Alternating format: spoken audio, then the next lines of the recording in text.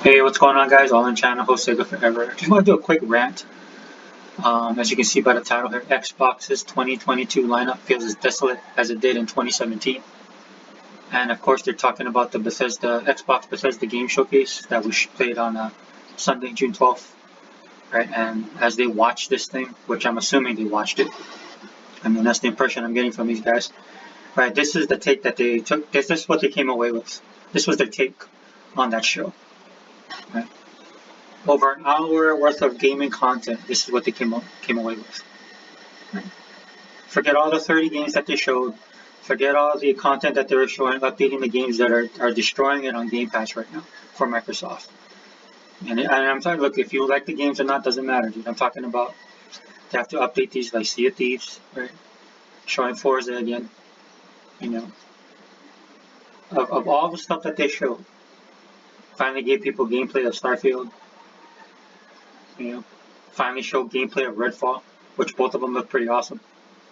Right? I know people are nitpicking some of the stuff, and some of it is valid. You know, especially if it's your own personal opinion. You know, like I say all the time, man, gaming is subjective, just like movies, just like music.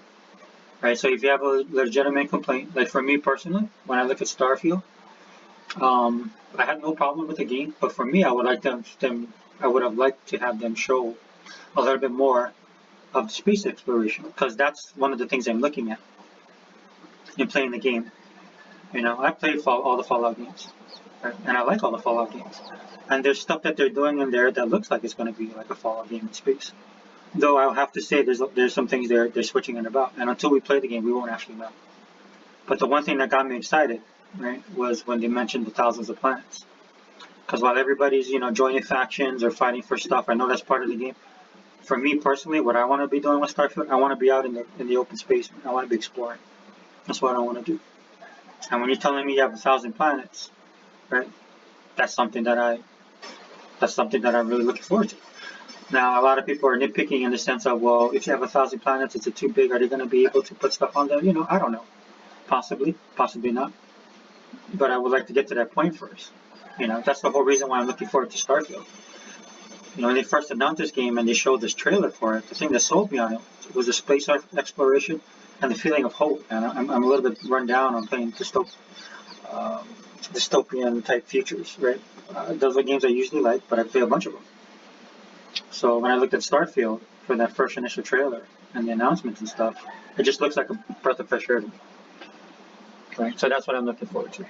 But even with all that, dude, all the complaints that Microsoft, they heard the complaining, right? They looked at everybody and said, okay, you guys want gameplay? Here it is. You guys want to make sure the game is perfect or near perfect, or doesn't have all the hassles that other games you guys complain about have, we'll delay it. Whatever it seems to be the narrative from the so-called fans, right, and from all the haters, and for people in the industry, to include the game media, Microsoft tries to address that, right?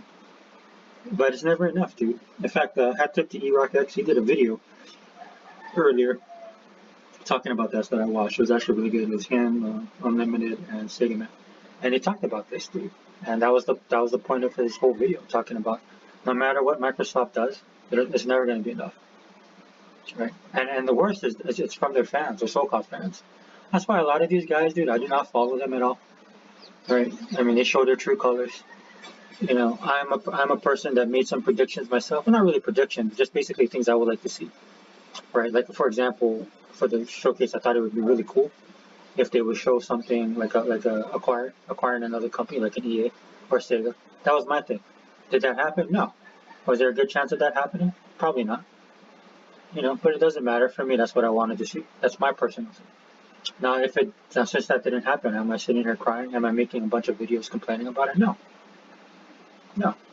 Because there was a lot of stuff within that showcase that if you're an Xbox guy, right, and you like Game Pass and you like to play games, there's a lot of things in it that should have piqued your interest. And again, a lot of people are like, well, this is not my cup of tea. Or this is not my cup of tea. Well, dude, what is your cup of tea? Like, I'm sitting here listening to these people, man. I'm like, why do you guys even game, man? Like Unlimited said, man, hat tip to Unlimited production, man. He nailed it right on the head. It's almost as if you guys just hate gaming. What's the point of gaming if you guys don't enjoy it? Like, I don't see you guys enjoy anything about the showcase. All you guys do is bitch and moan.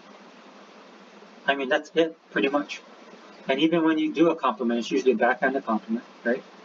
Or it's a compliment that is like with a little caveat. And it's actually sickening, dude. I tend to watch a lot of different variety, at least on the big shows, but for the most part, I don't mess with these dudes. And I don't need to, man, because I know what I like. And I know my reasons for rocking out with Xbox. Right? I'm just not in their ecosystem because I'm a brand gamer like the PlayStation guys. No, dude, I chose to be in the ecosystem. If Microsoft ever does anything and the thing that they're doing I don't like, then I'll just hit the road. And I won't even make a video about it. I'll just go. But everything that Microsoft does, I like right now. Majority, I say 97%, and then a lot of it has to do with gaming. The stuff I don't like what Microsoft does is kind of a little bit outside of gaming, and that's to include Xbox. Right? You guys know what month it is, right? You know who was one of the first companies that was celebrating this month. Now I don't have to go into details, but you guys are filming. You guys feel me? You guys know what this month is, right? You know what color it is. You know that the rainbow's out there, so. Right? That's not something I ascribe to. Right? One of the reasons why I don't really harp on Microsoft or Xbox about it is because they don't really shove it down my throat on that level, like other people try and do. They try and get in your face about it. They put their stuff out there. They let you know. I put my stuff out there. I'll let you know. And like old school, man, old school style. Agree to disagree and just walk away. You give me what I want. I'm giving you what you want. Right? You're giving me my content. I'm giving you my money and my time. I'm making these videos. Right? No harm, no foul.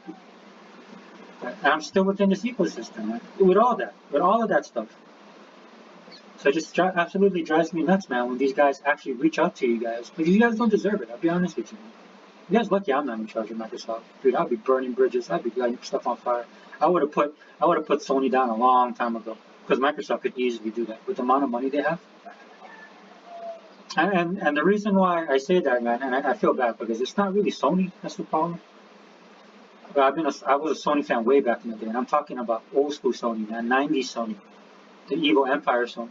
Dude, I had all this stuff, right, even before PlayStation. In fact, PlayStation wasn't even the biggest thing to me, man. It was the TVs, audio equipment, all of that stuff, man. Walkman. They were the electronic juggernaut. Then they got into movies, bought a ton of studios, right? Then they did music. They're dominating. They're dominating in everything, man.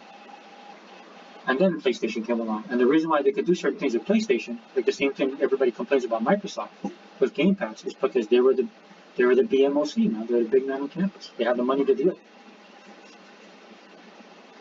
Right? But that's not the same Sony. So I'm used to what Sony does. I'm used to their proprietary stuff, right? I'm used to them saying stuff that, and not delivering.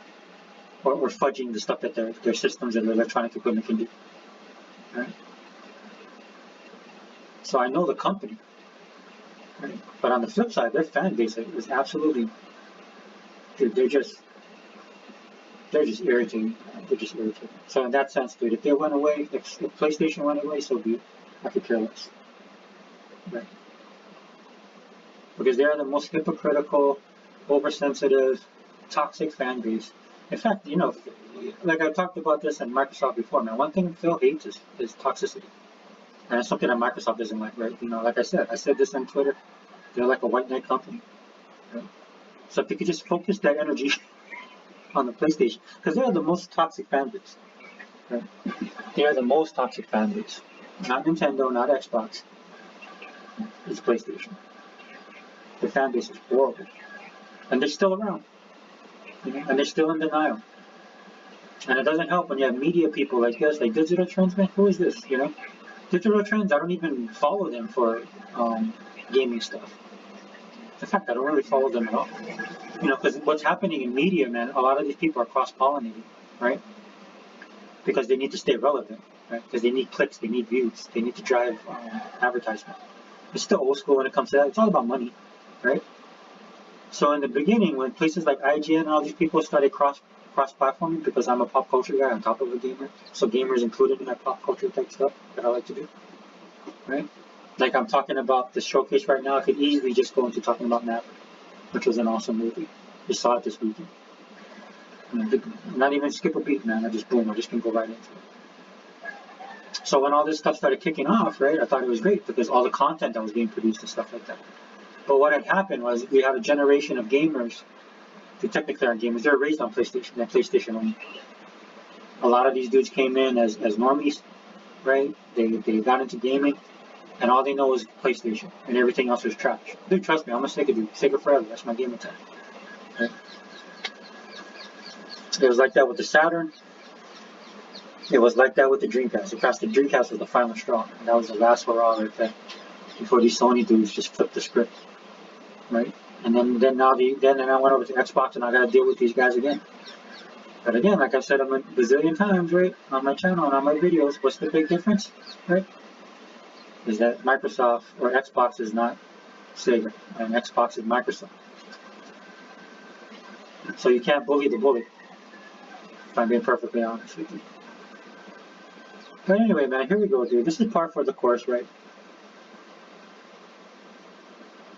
And that's why I'm ranting on it. A repeat of 2017, dude. It's like they didn't even watch the showcase. And to watch the showcase, all they were sitting there is that's what they do. They sit there and they just look at what they don't see. And the Xbox guys are no better in this community. In fact, I agree with you, Rob. There is no Xbox community. There isn't. There's like a handful of us, like a group of Templar Knights that still haven't been taken out yet. We're the last straw. We're the last line of defense. We're the only thing that's left. Because a lot of these other dudes that flip flop, sold their soul, right? Sold their soul for views, hang out with the wrong people, right? Get influenced so easily because they're weak-minded. Went to the dark side of the force. There's only a few of us left, and we don't agree with each other. We don't agree with each other in everything. And in fact, if you listen to some of our podcasts, man, you see people like we're Xbox guys. If you see guys with different types of ideas, now we try and respect each other, right? We try to go to each other if we have problems, right? That's just the way life is, right? But we're not over there, we get passionate, man, but that's different from just hating somebody, and that's the way it should be. So this is it. After this thing, man, for all the stuff that Microsoft has done, and not just this showcase, just every showcase, it's always something. They always be moving in goalposts, dude, no matter what Microsoft does. I said this in a video like 4 or 5 years ago, that Microsoft could cure cancer. Phil Spencer could come out, make an announcement on the stage live and say, look, Microsoft and Xbox have been working together. We use our technology to figure out how to cure cancer. And in fact, we've run some trials, and right now people can be cancer free. And people would still hate them. That's how bad this is, dude. These people are so blinded by their hate. And it's tiring and it's sickening. And for the Xbox guys, again, stop focusing on what you don't have. Right? Like 12 months, I like what E-Rock said, right? 12 months is a long time because, we don't know if you'll be around by next year with all the crap going on in the world. But with that being said, right, as far as gaming, right, if you're looking so far in advance, man, you're not looking at what you have now. Dude, there's a lineup of games on Game Pass. This is why I say, man, I don't think a lot of you guys are gamers, at least in the traditional sense, that you can't find something on a service that has hundreds of games, that has some of the biggest developers out there, biggest publishers that EA play. I mean, you can't find anything to play in Game Pass at all. That makes absolutely no sense to me. That's why, man, I don't know. This gaming community is trash right now. I just tweeted online, man, because I follow a lot of different people, because I want to get a good feel of what's going on, right? People, Xbox gamers in Spain or Mexico, right? Korea, Japan, and their numbers aren't big, man, but they're hardcore. More hardcore than the guys here, dude. There's a word for that. It's called entitlement, man. When you got it so good, you kind of lose track of what's important. And that's the problem with the Xbox gaming community. I already know that PlayStation's trash, and I could care less if they go away, but these Xbox guys, they're even worse, because they're supposed to be on your side.